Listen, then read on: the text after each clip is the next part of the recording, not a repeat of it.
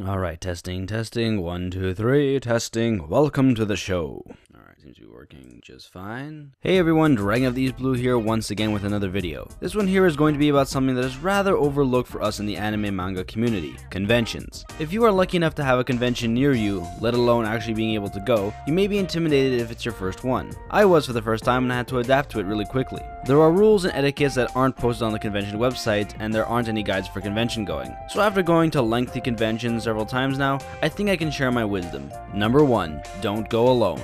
If possible, don't go to a convention on your first time on your own. In this day and age, it's really hard to be a lone anime fan in a circle of friends. Trust me, everywhere I go with my hat, whether it be a new college class or a trip on the bus, I get salutes from fellow anime fans. Even if it's just the one friend, make sure you got a con buddy. Number 2, keep in contact. No one likes being lost, and nothing is more terrifying than getting lost in a giant convention hall for the first time. I may not like cell phones and iPhones all that much, but I sure as hell use them when I'm at a convention. If you ever get separated from your group, call or text someone to rendezvous somewhere. My advice to you would be to choose a rendezvous point beforehand. The manga table near the entrance, the fountain in the convention hall, the cosplay cafe, whatever, just pick a spot. Also, make sure you bring your cell phone charger. You will need it. Number 3, don't spend money like a fool. I know it can be very tempting, but don't go nuts with the shopping. Conventions offer a great selection of geeky shit that you really can't find anywhere else, or at least all in one place. If you got the money and you know what you're looking for, have fun, but you can be fucked with, either with overpricing or bootlegging. Myself, for example, I wanted to buy the Avatar books, the full series, but they were selling them for $50 a pop.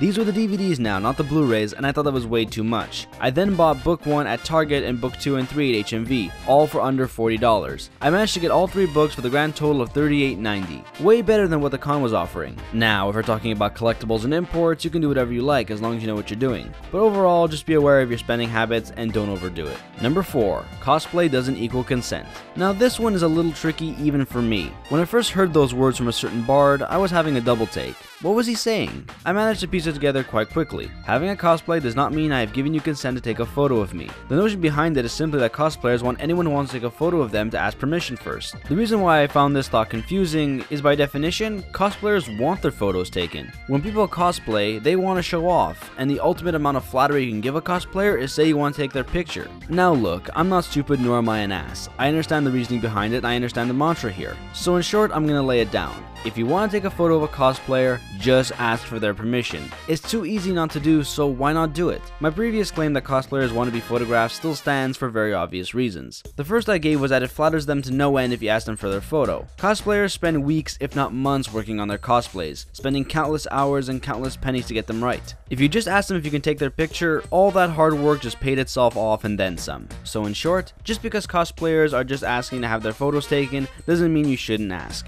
Number 5. Posters! Get your posters here! Lots of posters! Get your posters right here! I love posters and I think it's pretty obvious. There are posters here, posters there, posters back there, posters behind my TV, posters on my door, posters in here, and posters still on the way. I can't get enough of posters, and if you're an anime fan and going to a convention, I would be surprised if you would pass up the chance to get a few. But the question that now surfaces is how the heck do I transfer all these posters back home safely? Well, I am a fan of those hard as steel 2s, but other than buying posters from a company, I rarely see them being used by shops or con booths. Most likely they'll use these plastic covers which are nice and good for protecting the poster against the rain. But cons can be rough, and a long trek home can prove hazardous for posters, especially if you have an autographed one like I do. So what do? Well, I think I have an answer. This is a telescoping drawing tube. They are used by artists to safely carry cartoons, scrolls, and other sketches from the studio to the rec room and back again. They come in lots of sizes. This one starts off at 25 inches, or 64 centimeters, extends to just under 38 inches, or 96 centimeters, and is 3 inches, or 8 centimeters wide.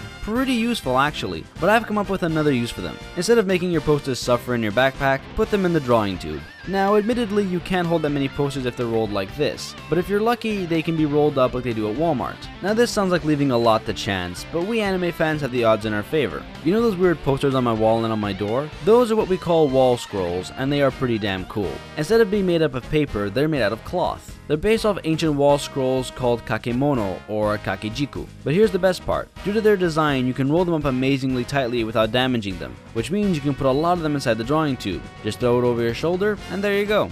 But if you want to be safe, toss in a few plug seal mailing tubes into your backpack. They're actually not as expensive as you may think. Number 6. There are no stupid questions, just stupid people. There is nothing more annoying for both the panelists and the con goers than some dumbass asking a really stupid question. Trust me, I even got one of these moments on camera. So the advice I got to you is simple. Think before you ask. I don't care if you have to write it down beforehand. Actually, I'd prefer that. Do that. Do that please with a cherry on top, you fuck buckets. Also, make sure you listen to the other questions before asking yours so you don't ask the same exact question. How can someone be that stupid? Trust me, I don't have the answer. I just know it happens way more than it should. Number 7. Plan out your hotel reservations in advance. I've never had to worry about this since I still go to cons in my own town, but if you're going out of state, out of province, or even out of country, reserve a room at a hotel way in advance. Most likely they will be filled to the brim when you go to a convention, so if you don't find a hotel close or around the convention hall, you're gonna have to find one on the other side of town. And remember, the bigger the con, the smaller the chances of getting a place to stay. And trust me, trying to get away with sleeping at a con is not as easy as it seems. Not to mention you will stink. Just because everyone else will smell bad doesn't mean so should you. Most cons have hotel information on their website, so check that out before hitting Google Maps. If you can't find a hotel, but you do have a friend or a family member nearby who won't mind you crashing for a few days, take them up on that. Number 8. Respect the staff and their rules. I know this goes without saying, but respect the staff and the rules of the convention. Read up on them and memorize them. As for the con staff, they are there to help you, so treat them with the respect you deserve because running a con is stressful as fuck. That's all I gotta say about that. Respect the staff, respect the rules. Respect the staff, respect the rules. Respect the staff, respect the rules. Respect the staff, respect the rules. Respect the staff, respect the rules. Number 9. Don't be late for the panels. I don't think there's a single convention that doesn't give you your badge and a con schedule before the con actually begins, so use it to your advantage. If you have no idea where the panel room is, especially if this is the first time attending the con, it can be very intimidating. But that gives you all the more reason to scout out the terrain beforehand so it doesn't come back to bite you in the ass. Go to the panel before it begins. If you can't find it on your own, look for the convention hall map which should be on every floor. If that doesn't help, ask one of the staff as they would be glad to help you. If you can't help being late, perhaps 2 panels you want to see have clashing times or you have a prior engagement, enter the panel as quietly as you can and don't make a scene. Number 10. Wash up and stay clean.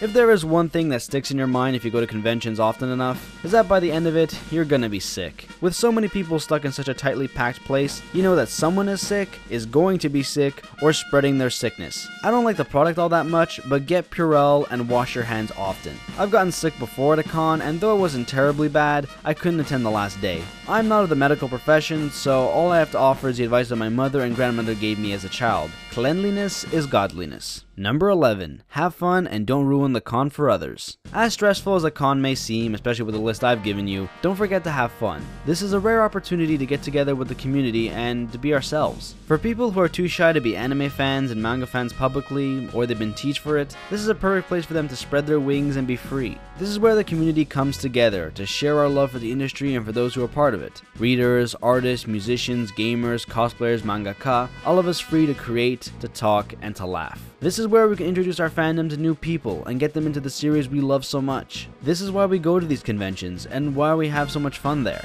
But if there is one thing that truly does bother me about these conventions, is that there are people that will purposely ruin the experience for others. I've mentioned it before with not giving consent to cosplayers. That is one of the many things that can turn someone away from conventions for good. Don't be one of those people. If you see one of these people, report them to the convention staff. They are the leeches of our community and don't care in the slightest about the problems they cause. We don't want them around, so don't ignore them. Also, I know this sounds hypocritical, especially coming from me, but don't start any flame wars. Don't try to fight with other fan bases over which anime and manga is better, which comic is better. Things will not go well for you. At the very least, you will be asked to turn in your badge and leave the con. Don't shoot yourself in the foot and don't aggro other con goers. This ain't the internet, people. And that's it. I'm sure if I had more time I would have come up with more for you, but since I am still new at this, that's really all I've got. Nevertheless, I hope this will help you guys and make your convention experience the best possible. This is the Dragon of the Eastblu saying sail on, have fun at your convention, and I hope to see you at a talkathon. Now if you excuse me, I must rush downtown to get my badge. Janet!